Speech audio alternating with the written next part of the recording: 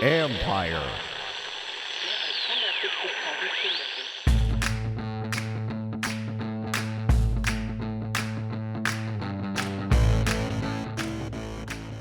Hello and welcome to my podcast.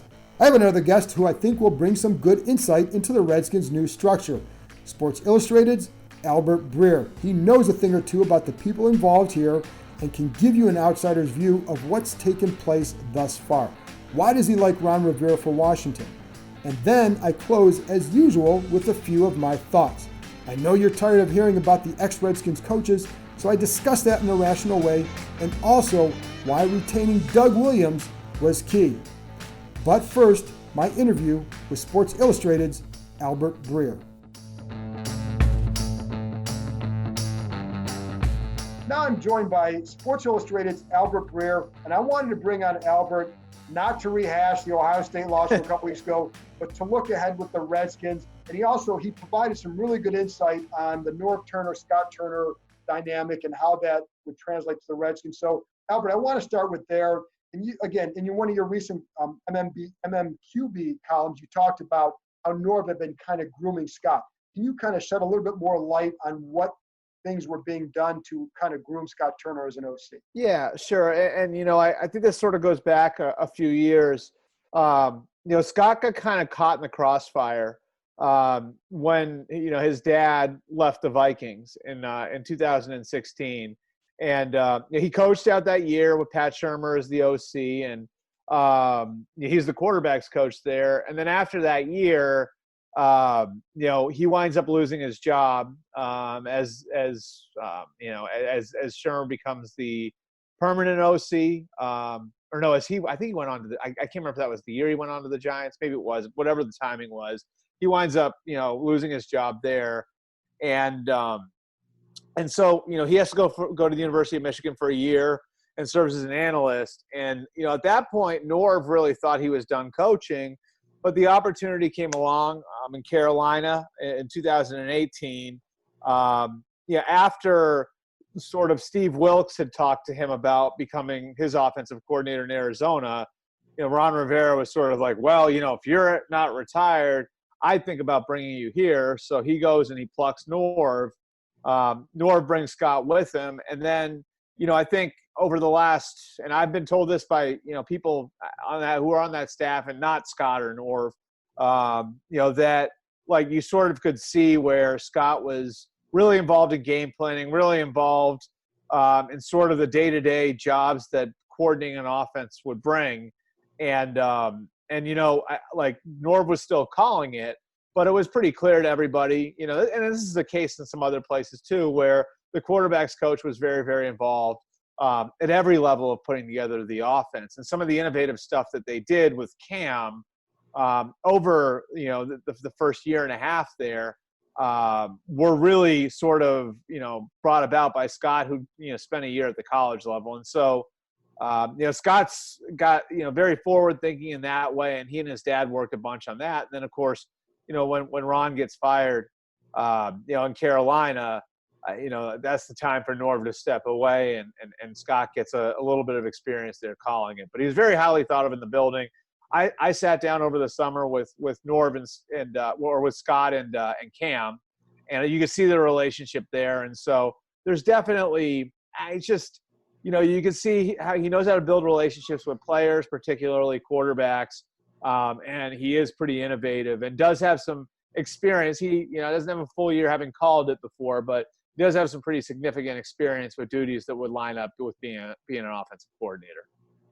And obviously, I think another key to this, and you've written about this too, the expected hire of Ken Zampese. And as of this taping, it's not been yet made official, but we'll just call it the expected hire. How important is he in this whole equation?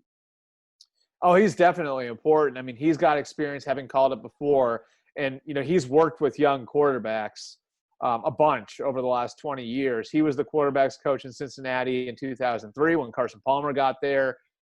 Was in that same role in 2011 when they drafted Andy Dalton, and of course was the quarterbacks coach, in Cleveland when Baker Mayfield was a rookie, and was really responsible in a lot of ways for Baker Mayfield's development as a rookie. And so, Ken Zampese, that's a targeted hire, I think the idea is bringing in a guy who's got good experience with young quarterbacks. You've obviously got one there in Dwayne. And, I do think that there's that, there's sort of like that idea, we're going to put resources around our young quarterback. And I don't think anybody knows if Dwayne Haskins is going to be the quarterback of the Redskins 2 years from now. But I think the idea is, this is just me reading some of the tea leaves. The idea is to put the best infrastructure around him possible to give him the best chance to develop. And that's what I was going to ask you too, is how this affects him, because I'm with you. And when I'm talking to people around this organization, nobody's sitting there saying, hey, we got our guy for the next 5 or 10 years. They're not at that point yet, but I think you're right. It's about surrounding him with giving him better opportunities to succeed. I mean, what did you think? We know what the perception of him here is as it's finished. What were you hearing around the league about Haskins and what he did here last year? Well, the main thing I've gotten is that sort of like he started to turn a little bit of a corner when it was like, okay, he's our starting quarterback for the rest of the year. And they started to build it and call it for him a little bit more. So, I do think that you saw him make progress, and you and I both watched every snap that he played at Ohio State. And I think it's very clear, like if you look at like what he did as last year at Ohio State, that he was a way better player in November than he had been in September. And so all of that's encouraging, right? Like that you have the progress. The 1 year he was the starter at Ohio State. And then with the Redskins, he struggles a little bit to begin with. But then when he gets a little experience and now they're starting to call it and build it for him, he starts to look a little bit better. And so I certainly think that, when you talk to people around the league, you see that there was that progress, and that's a positive. But I think the jury's still very much out on him, So, we'll see what happens. And I think the important thing here, John, that you want to remember, whenever there's a coaching change and there's a young quarterback on hand, that sort of puts the young quarterback on notice, right? Like, and so if a new coach comes in, that coach has no investment in the quarterback who is drafted. He had nothing to do with it. He wasn't the one who was, meeting with him and at the combine in February and on campus in March. He didn't do any of that. And so he's sort of coming into the situation now more so than it being his job to develop the quarterback. It's his job to make an assessment of the quarterback and make decisions on the quarterback. And we saw that last year in Arizona. I don't think this is one of those situations, but that was a really unique one with Cliff. But yeah, I mean, I think Ron Rivera and Norv Turner and Scott Turner are very aware of the fact that going into this, part of their job is going to be, let's get answers on Dwayne Haskins. And the fastest way to get answers, put the best infrastructure around him you possibly can, because that's going to give him the best chance to succeed, and that's going to allow you to make decisions on what you're doing at that position faster. And it's funny because Scott does have a little bit of experience against Dwayne Haskins. I mean, I know that the Redskins played Carolina this year, but you go back to 2017 or 2018? 2017 when he comes in at Michigan. And Scott is working at Michigan, and I don't know. Do you have a feel yet for what Scott might think about Dwayne? Yeah. Well, I can tell you this. I know some guys who are on that Michigan staff who, and this is nothing against JT Barrett, but like when JT Barrett went down and Dwayne Haskins came in the game, I know there were some guys in that staff that were like, oh crap, like here comes the better quarterback, and the feeling that they had a good handle on what JT was doing and that the Ohio State would be a little bit more difficult to handle when Dwayne got in there. And, sure enough, Dwayne Haskins comes in and helps them win the game. And so, yeah, I mean, I think having that experience probably helps. And, I think, Scott's a pretty connected guy too, at both levels of the game, the NFL and college. So, I think he'll have resources to kind of get some insight on Dwayne too. And having been in the Big Ten, I think certainly would help. And being able to maybe reach out to guys like a Ryan Day, like a Corey Dennis, like the guys who worked with Dwayne on a day-to-day basis at Ohio State, maybe even some of the support staff. So, I think they're going to be in a good position to gather a lot of information and get good insight on Dwayne. And part of that is because Scott did spend a little bit of time in the Big Ten. With Ron Rivera, he's obviously has a good reputation as a coach. He's also been given a lot of power here. first of all, what from around the league, how is he considered in that coaching realm? Because again, I've heard a lot of good things, but also with the power, how do you feel like it might go there, and how is that viewed outside of DC? Yeah, I would just tell you, like, the experience that the experience I've had covering the NFL is, like, I just tell you, like I think with each team needs something a little different. And I think the Redskins are probably in a point right now where, because of everything between Bruce and Jay and Bruce and Scott those years ago, and Bruce and Shanahan, and all the different things that we've had, the different dynamics and the different people that Dan Snyder was listening to, I think the Redskins are one of these organizations that really needed somebody who was capable of standing in front of the room, who was capable of setting a tone, and who will, set up the communication flow in a good and meaningful way. And the easiest way to do that is find a head coach, empower that head coach, and then hire people around him. And I'm sure you've heard the examples, but Seattle was a good example of that in 2010. They were a smoldering mess in 2009, with Jim Moore and that group there. And they just needed somebody to come in and set a new tone. And so they hired Pete Carroll. And then Pete Carroll is in the room, and he helps hire John Schneider. And, then they hire staff around those two. And you know what happens then, John, is everyone's invested in one another, right? Same thing in San Francisco 3 years ago. They hired Kyle Shanahan. Well, what does Kyle Shanahan go and do? Kyle Shanahan goes and helps to hire John Lynch. And John Lynch, of course, played for Kyle's dad, Mike, in Denver. What do they do then? They hire Adam Peters to run personnel. He, of course, was in Denver. And so, like, by doing those sorts of things, you find a coach who's going to be the head of the room guy, but you also go and find good people who the coach is going to be invested in. That way, you sort of limit the amount of backbiting, if that makes sense, and you limit the potential for infighting. And the reason why, and you've seen this. How long have you covered the Redskins, John? 25, and I see it all the time. Okay, the backstabbing, the finger pointing, right? Yep. Well, it's pretty hard to point the finger at somebody else if you were in the room helping to hire the guy, right? Yep. Like, if Seattle had gone the wrong way, Pete Carroll can't point the finger at John Schneider because he was part of hiring, right?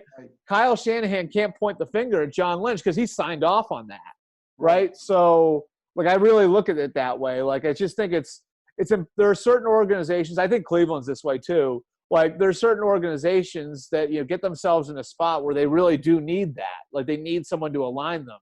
And, I think that's one of Ron's great strengths is his ability to unify people, his ability to bring people together.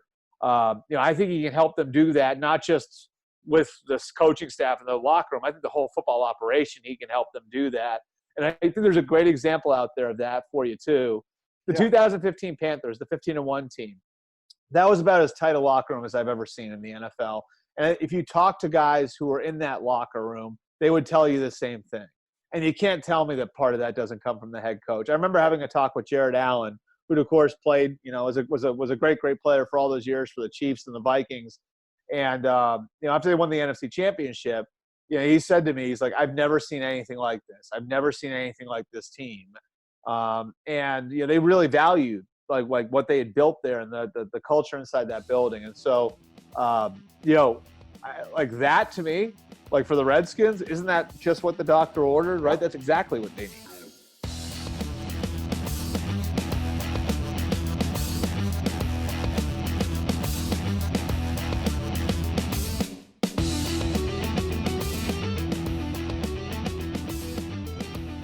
It is, and it's funny along those lines too. And Jason Reed and I did this big thing on the Bruce Allen era, what went wrong, and you heard time and time again about the culture out there and how things went down to them. But what you also heard from people even outside the organization, they would say this is the worst organization they had to deal with. There's so much infighting and backstabbing. It's like a middle school classroom, and worse you'd hear. So like the other part of it too for me is the fact that that he'll be working with them. But I think it's the respect that you get from football people making football decisions, which hasn't always gone on here. And I know that was a frustration for some here in the past, because I even asked someone, when will they win? When the non-football people stop making football decisions. Well, now you're going to have a situation where it's football people making those. I think, like you said, I think it's it's a deeper investment and a different investment and a necessary one. Yeah, and I think it's investment in one another again. Like, like if Ron Rivera is empowered, right? Like if you empower the coach, that's another, like there's another level of this where it's like, okay, if he's part of picking the players, you know what, then that's on him. So he's going to be invested in developing that guy. He's going to be invested in finding a way to make it work for that guy. I just think that can be a really meaningful thing, like, absolutely. Okay, Ron Rivera helps hire the GM, or maybe it's Kyle Smith. We'll see what happens with that. But like when the new front office is like for the next 4 months, of course, and then when the new front office is set up after that, I think a huge part of this is going to be Ron Rivera is going to be part of picking the players and putting together the roster. And because of that, Ron Rivera is going to have a huge investment in making it work for whatever guy he brings into that locker room. And I think that's a really, really powerful thing. And I don't get the sense from him that he's some power-hungry, ego-driven guy. I think this is a necessary thing more than it is a power grab. I'll tell you what, like if you go back, and there were a bunch of guys who like, so when Dave Gettleman got to Carolina in 2013, like they had a huge cap issue. The cap was a mess, right? And like part of Dave Gettleman's job was to go in and be the bad guy, right? Like and cut certain players and that was, like it was just they needed to have their sheets cleaned basically, and Dave wound up doing that for him. But while that's going on, that's a really tough thing, right, for the coach to have to manage because you're seeing some of your best players walk out the door, and there are lots of questions to answer in the locker room. And I would just tell you, just go to any of the players who wound up getting sideways with the organization through this whole thing. Go and ask. Steve Smith. Go and ask Jonathan Stewart. Go and ask any of the guys that played for Ron that wound up being cap casualties through that period that wound up on the outs of the organization. And a lot of times you hear where they'd say like God, that was horrible. And they were justifiably angry about losing their jobs. Those guys loved Ron, And so, I think it's like a good example of something that he's dealt with, and he dealt with so many fires there too. It wasn't just that. There's the Greg Hardy thing in 2014. I mean, from a managing people standpoint, he's outstanding, and I think that that's a really, really another one of these just what the doctor ordered type things for the Redskins. And the last thing, Albert, and I appreciate your time. This is a couple-part question, but it's NFC East has hired now 3 new coaches. What was your assessment of what the Giants and Cowboys did, and who do you think is there one team that you think comes out better than the others? So here's what's interesting about those two teams, like what the Giants and Cowboys did. I think in both cases it's very reflective of where those teams are. The Cowboys could not afford to take a risk. They could not afford to take a big swing because of where they are from a roster standpoint. They've got a quarterback they're about to pay. They've got a running back they just paid. They got a receiver they got to make a decision on. They've got an offensive lineman full of guys who are paid that won't be great players forever, but are really, really good right now. And they've got a defense that needs some help leadership-wise, but has a lot of good young talent. And so, the Cowboys feel like they're in this 2 to 3 year window. And I think that that's sort of where the Mike McCarthy hire makes sense for them, is that we need somebody who can come in and get the most out of this group right now today. And so they bring in a guy who's got 13 years of experience.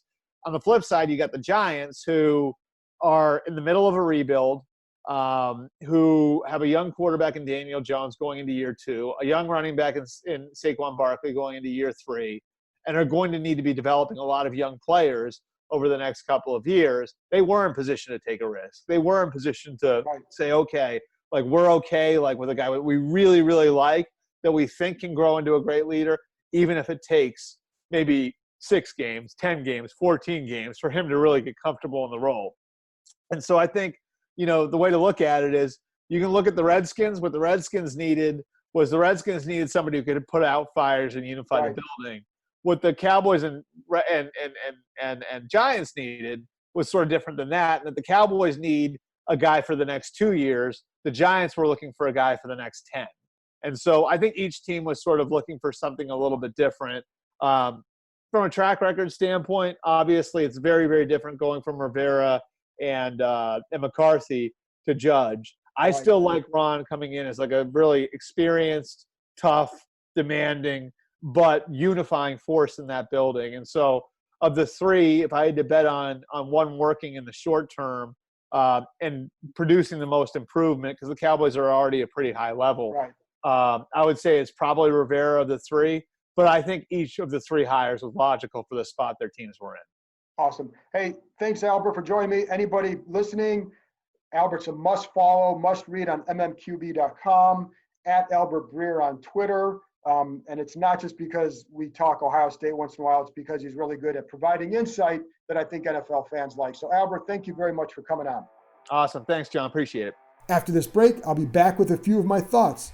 Why Doug Williams was pivotal to retain, especially in the role they carved out for him. Which players does he talk to most?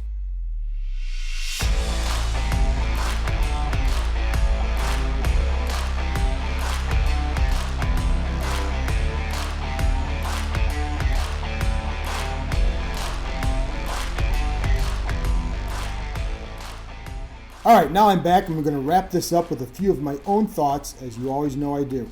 So let's get to it, and especially I want to get into this first thought, especially after the weekend's playoff games that included, as you know, some former Redskins coaches, Kyle Shanahan with the 49ers and Matt LaFleur with the Green Bay Packers. They'll be playing the NFC Championship game. I know you're well aware of that, but I know that there's a lot of stuff that's been said out there, so I want to discuss this in a non-Twitter type way. So let's get to it.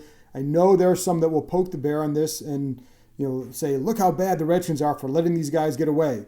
Listen, Kyle Shanahan wasn't going to stick around after his dad was fired. And he was fired after having 3 double-digit loss seasons out of 4. Mike Shanahan was an excellent coach and won Super Bowls. We know that. But nobody's going to stick around for a 5th year with that kind of a record. And that's not a comment on who was really at fault. There are a lot of issues with this organization. The bottom line is things weren't working. And Kyle Shanahan was tired of this place before his dad was fired. So let's not pretend there was a chance of him staying after that fact. I think in an ideal world, you could have seen Mike Shanahan having success and handing it off to Kyle. That wasn't, certainly by the end, you knew that wasn't going to be the case. Now, I will say there were other coaches on that staff who didn't like Kyle Shanahan, who spread things about him and how he only hired his buddies. That wasn't true. And because you look at all those young guys that were there, he hired good people. Sean McVay, Matt LaFleur, among them. That's one part that I think still lingers with him, that accusation. And it's been proven that these guys were good coaches. However, when Matt LaFleur was here, nobody was thinking future head coach. He was a good quarterbacks coach who had a lot more to learn and had to develop a stronger presence in front of the room.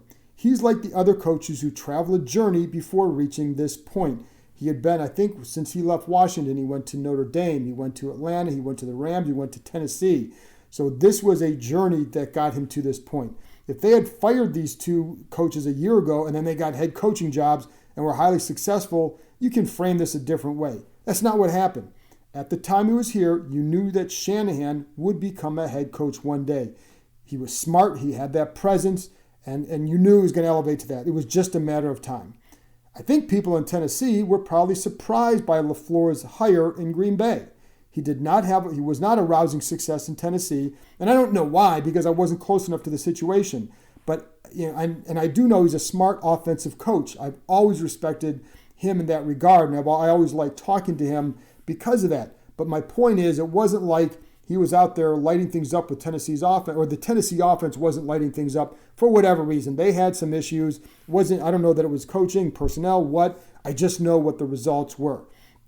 Both Shanahan and LaFleur were in Atlanta. If you want to know the team that made a mistake on LaFleur, it's the Falcons. Shanahan left to become a head coach, a well-deserved move, and they could have elevated LaFleur from quarterback's coach to be their OC and continue the Shanahan system, which worked exceptionally well for the Falcons. Instead, they hired Steve Sarkisian, who implemented a different system, and the Falcons' offense wasn't the same. It'll be easy to take shots at this organization. They have deserved many over the years. We all know that. The real crime was not doing better when they had all these minds on this staff. Had they done so, maybe one of them would be in charge now. And there are a lot of reasons why that staff didn't have success. The fact that they got away, it's hard for me to get worked up about that and just rip on them. It's an easy storyline, and they are a punchline for it, so just get used to that. Then there's Preston Smith. We've talked about him before, but I want to address it again because he too is still playing, and it's timely. So bear with me. This isn't, again, it's not a bash job on the organization. I'm trying to talk about this in a rational way. He's produced big time this year the way that many felt he could. It's not as if he was, I know the big thing is, well, he's not dropping into coverage now. Well, guess what? I still see him dropping into coverage with Green Bay. It's just that I think he's doing it less. And it's not as if he was always dropping into coverage here, and that's the only reason why he didn't get sacks. No, that's not the case. I remember one time someone close to Smith telling me how, he had this one really quiet second half in a game. He said it was because Smith only rushed like 3 or 4 times. I was shocked by that number, so I went back. I'd already watched the game again. I went back and watched Smith specifically in that second half, and I marked down how many times he dropped into coverage and how many times he rushed. Turns out he rushed more than 30 times, yet I was told it was 3 or 4. The point, he didn't always produce here. I also felt that part of that reason was definitely the scheme, and it wasn't necessarily creative at all in how they use guys. And yes, there were times the linebackers dropped into coverage too often. We all saw that. In every 3-4, the outside linebackers are going to drop at times. That's what they do. Otherwise, you're rushing 5 guys every time you're in a base formation. That's not what you're going to do. So, but again, it's more about a matter of how often. And clearly, at times, it definitely seemed like it was too often here. I'm not going to argue that. The Redskins would not have had, I don't think the Redskins would have had one more win had they retained Smith this past offseason and paid him what Green Bay did, which was 4 years, $52 million, and $27.5 million in the first 2 years of guaranteed cash. Ryan Kerrigan produced better numbers in that same defense, so Smith has to take some ownership on what he did or didn't do here. That said, I also felt he was more versatile than the way he was used and should have been moved around more. I think that's one thing that seems like Green Bay has done. He also has an excellent pass rusher in Zadarius Smith. I like the way they use those guys. That goes back to the scheme and how you're used, and I definitely feel like that was some of it. And but anyways, that's why it wouldn't. I don't know that anything would have changed had he resigned here. Yes, that's most definitely on the coaches too. Their job is to bring out the talent, and he clearly has it. Some players here compared his talent when he was a rookie to Aldon Smith of the 49ers. Similar skills. I know some in the organization worried he'd get too complacent here with a big contract. Their major mistake was never really negotiating with him. They did not offer him a contract before or during the season and were content to let him walk. There was a lack of foresight here. That's happened with other deals as well. But that group is now gone. So why, I'm not going to sit here bother rehashing all of the sins of a group that failed to produce and is no longer here. I liked Montez Sweat coming out of college more than I did Smith. Now, had they retained Smith, they wouldn't have needed to trade back into the first round to select a pass rusher. Maybe they could have taken someone at another spot. Let's see how Sweat fares in a 4-3. I think he's going to be good, and if that happens, then when people point out what Preston Smith doing, you can counter with Sweat. Now, if Preston Smith continues to do this, you're going to have to accept he's one that they just blew it on. But again, that group is gone. And I do get the frustration with this topic by fans. The Redskins have been a bad organization. You know that. You don't want to be reminded by every time you go on Twitter or every time you turn on the TV. The record is what it is. They stopped being special a long time ago in the eyes of the national public. But after the last couple weeks, fans want to move forward and have reason to do so. Those who were responsible for these decisions or moves or anything else are gone. The Redskins didn't fail because they didn't retain any of these coaches. They failed because of who they had in charge. That group is out. Finally, the Redskins made a good move in retaining Doug Williams. I'm not surprised he's no longer in the pro personnel side. There were always issues about that side of the front office, and when Jay Gruden used to talk about getting on the same page, this is what he would be talking about. Now, that's not a shot at Williams at all because it was deeper than him. But when those things are out there, it's ripe for a makeover, and this was one step that you knew would take place. Clearly, at some point, Ron Rivera will be bringing someone else in to oversee this department. But I like the role Williams will now have. He's the rare ex-player whose words still carry a lot of weight with the younger players. I see older guys come around and they'll talk to players, but I don't think their words carry much weight. The ex-players think they might still carry weight, but I don't think it really gets through. They're talking to them one time, they might be gone, and you don't see them all that much. Williams is more of a mentor. Those ex-players, their day is done. In some cases, they might not fully grasp, the new guys might not fully grasp, who the hell is this old guy? In Williams' case, the historic importance will always carry weight. And with that, his words still resonate. There are several players who talk to him more than others. Dwayne Haskins, Darius Geis, Reuben Foster. Williams and Malcolm Blacken will work side by side in basically being an ear for the players and a liaison between the players and the head coach. Williams is a good rep for the organization, and his ability to connect with players matters. And it's not just those three guys. He talks to a lot of guys. His door is always open for these players, and he likes being in this role. It's a new role for him, but it's kind of a continuation of what he's been doing in some ways, and it's a good one. He is unafraid to tell players what they need to hear, and he has counseled, for example, Haskins on many things already. He knows what it's like to lead a group of men and how you have to conduct yourself. The fact that Haskins listens to him is a plus. That hasn't always happened in the past with guys at that position, and yes, that means Robert Griffin III. But it's why Williams was a key person to retain. That's it for this week. Thank you very much to Albert Breer from Sports Illustrated for joining me. You should follow him on Twitter at Albert Breer. And as always, thank you for listening. I don't know if the Redskins' new setup will work or not, but it sure as hell beats talking about and hearing about the old one. Talk to you next time.